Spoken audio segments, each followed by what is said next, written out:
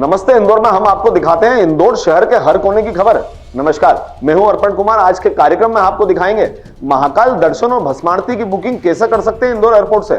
साथ ही दुल्हन के पास खड़े होकर पानी पीना फोटोग्राफर को क्यों पड़ गया भारी और क्या हुआ उस शादी का, और भी बहुत कुछ है जो आपके लिए जानना। बंकिम चंद्र चट्टोपाध्याय द्वारा रचित वंदे मातरम गान के 150 वर्ष पूरे होने पर भाजपा देश और प्रदेश में इसे उत्सव के रूप में मना रही है। मुख्यमंत्री डॉक्टर मोहन यादव ने भोपाल के शौर्य स्मारक और भाजपा के प्रदेश कार्यालय में वंदे मातरम के मूल स्वरूप में सामूहिक गायन के एक अभियान की शुरुआत की।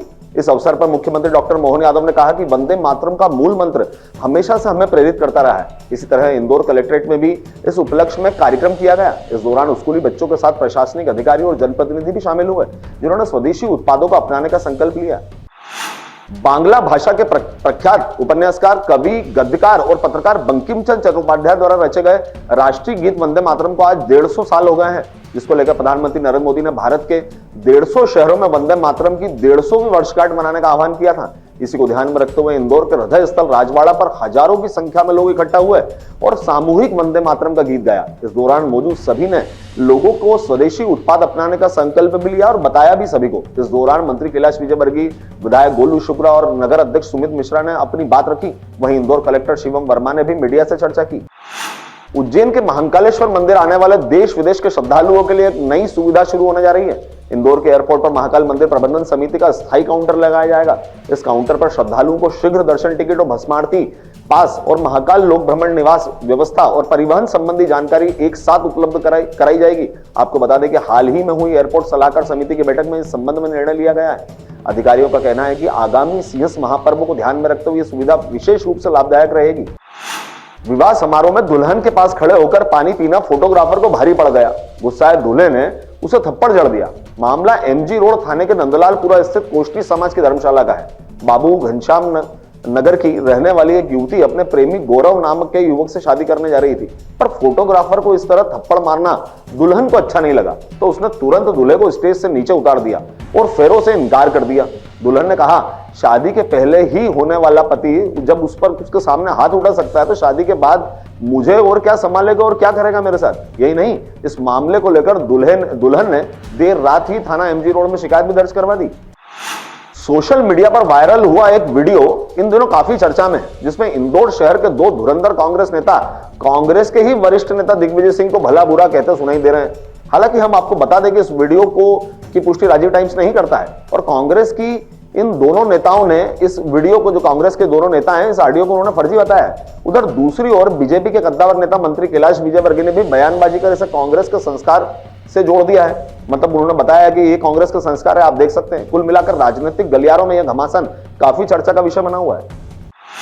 क्राइम ब्रांच इंदौर पुलिस ने एडवाइजरी कंपनी में फेक अकाउंट्स उपलब्ध कराने वाले आरोपी 28 वर्षीय विनायक मेहता को गिरफ्तार किया है, जो इंदौर का रहने वाला है। अभियुक्त से पुलिस रिमांड लेकर उसे सहयोगियों और बैंक खातों व डिजिटल नेटवर्क की भी जांच कर रही है। आपको बता दें कि क्राइम ब्रांच ने पूर्व में जनवरी महीने में फर्जी एडवाइजरी कंपनी का छापामार कार्रवाई करते हुए 6 आरोपियों को गिरफ्तार किया था। इन आरोपियों को हाल ही में पकड़ा गया है। आरोपी विनायक कैफे में बैठकर अकाउंट उपलब्ध कराते थे, फर्जी अकाउंट। तब से आरोपियों की तलाश थी। बच्चों की सुरक्षा के साथ ही उनका सफर सुरक्षित करने को लेकर कुल 125 बसों और कई छोटे मोटे वाहनों की अगर बात करें तो उनकी चेकिंग की गई है। यह कदम शहर के बिगड़ते ट्रैफिक व्यवस्था के मद्देनजर उठाया गया है। ट्रैफिक पुलिस का यह कहना है और यह विशेष अभियान है पुलिस का। और चेकिंग अभियान ट्रैफिक जोन 3 के एएसपी जगदीश पाटिल के नेतृत्व में चला था। ट्रैफिक टीम ने सुबह से ही विभिन्न स्कूलों के बाहर और मुख्य मार्गों पर बसों को रोककर उनकी सुरक्षा मानकों की जांच की। साथ ही चालकों के ड्राइवर लाइसेंस और यूनिफॉर्म और पहचान पत्र की भी जांच की। इंदौर के विजयनगर थाना क्षेत्र में एक युवती से छेड़छाड़ और मारपीट का मामला सामने आया है। पीड़िता की शिकायत पर आरोपी कृष्ण प्रताप सिंह उर्फ अभिषेक चौहान के खिलाफ केस दर्ज कर लिया गया है। पुलिस ने बताया कि 25 वर्षीय युवती विजयनगर थाना क्षेत्र में रहती है, वो किराए से रहती है। आरोपी रात 9:30 बजे उसके कमरे के बाहर आया और उसे आवाज देकर बुलाने लगा। इस दौरान उसने छेड़छाड़ करते हुए गलत हरकतें भी करना चालू कर दी। जब पीड़िता ने विरोध किया तो आरोपी ने उसे थप्पड़ भी मारे। मध्य प्रदेश की आर्थिक राजधानी इंदौर के साथ साथ मध्य प्रदेश के कई जिलों में दोपहिया वाहन पर पीछे बैठने वाले व्यक्ति को भी अब हेलमेट जरूरी कर दिया गया है और यह आदेश भी जारी हो चुका है, जिसको लेकर अब पुलिस द्वारा अब चालान बनाना भी शुरू कर दिया गया है और इसके साथ ही कई वाहन चालकों को समझाइश भी दी जा रही है। इस पूरे मामले को लेकर मंत्री कैलाश विजयवर्गीय ने मीडिया से बात करते हुए बताया कि हेलमेट पहनना जरूरी और अनिवार्य है। अपनी जान की सुरक्षा के लिए हेलमेट बहुत जरूरी है। वहीं उन्होंने कहा कि इस मुद्दे को राजनीतिक रंग देने की आवश्यकता नहीं है।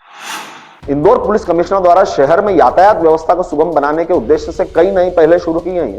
इस पहल के तहत विशेष वाहन को एलईडी स्क्रीन से सुसज्जित किया गया, जिसके माध्यम से लोगों को ट्रैफिक नियमों के पालन करने का संदेश भी दिया जाएगा। इस अभियान का मुख्य उद्देश्य लोगों में यातायात नियमों के प्रति जागरूकता बढ़ाना है और उन्हें सक्रिय करना है। इस दिशा में भागीदारी के लिए प्रेरित करना भी है।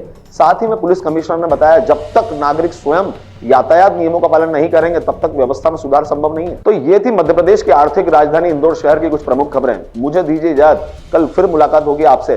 तब तक के लिए नमस्ते इंदौर।